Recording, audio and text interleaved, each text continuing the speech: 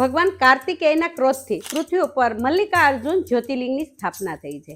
એક વખત માતા પાર્વતી અને ભોળાનાથ બેઠા હોય છે અને સાથે ગણેશજી અને કાર્તિકેય પણ બેઠા હોય છે અને વાત થતી હોય છે બંને ભાઈઓના લગ્નની।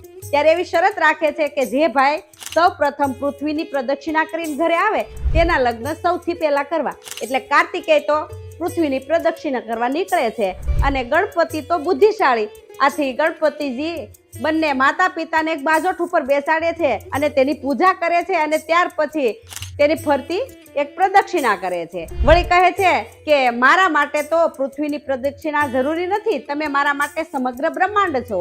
આ સાંભળી પાર્વતીજી અને મહાદેવ ખૂબ પ્રસન્ન થાય છે અને ગણપતિજીના લગ્ન કરાવે છે। વળી કાર્તિકેય જ્યારે પૃથ્વીની પ્રદક્ષિણા કરીને આવે છે ત્યારે તે આ સર્વ વૃત્તાંત સાંભળે છે, તેને ખૂબ દુઃખ થાય છે।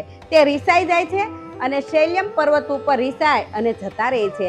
માતા પાર્વતી અને ભોળાનાથ કાર્તિકેયને મનાવવા જાય છે અને કાર્તિકેયને આ વાતની જ્યારે ખબર પડે છે કે માતા પિતા અહીંયા આવવાના છે, આથી આ પર્વતથી થોડા દૂર બીજા પર્વત ઉપર જતા રહે છે। મહાદેવ અને પાર્વતી આ શૈલ્યમ પર્વત ઉપર જાય છે।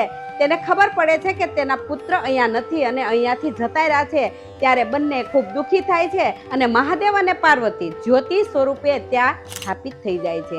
અને આ જ જ્યોતિર્લિંગ મલ્લિકાર્જુન, મલ્લિકા એટલે પાર્વતી ને અર્જુન એટલે મહાદેવ, અહીં શિવ અને શક્તિ બંને જ્યોતિ સ્વરૂપે બિરાજમાન છે। આંધ્રપ્રદેશ રાજ્યના કુર્નુર જિલ્લાના શૈલ્યમ પર્વત ઉપર મલ્લિકાર્જુન જ્યોતિર્લિંગ આવેલું છે। શિવ પુરાણ અનુસાર આ મલ્લિકાર્જુન જ્યોતિર્લિંગના દર્શન કરવાથી, નામ જપથી અને એની કથા સાંભળવાથી મનુષ્યના સર્વ પાપ નષ્ટ થાય છે અને આ જ્યોતિર્લિંગ તે 12 જ્યોતિર્લિંગમાં બીજું છે। અને હવે ત્રીજું જ્યોતિર્લિંગ કયું છે તે તમે કમેન્ટ બોક્સમાં જરૂર જણાવજો। મારી આવીને આવી કથા સાંભળવા માટે ચેનલને ફોલો કરજો, સબસ્ક્રાઇબ કરજો અને શેર કરવાનું તો ભૂલતા જ નહીં। હર હર મહાદેવ।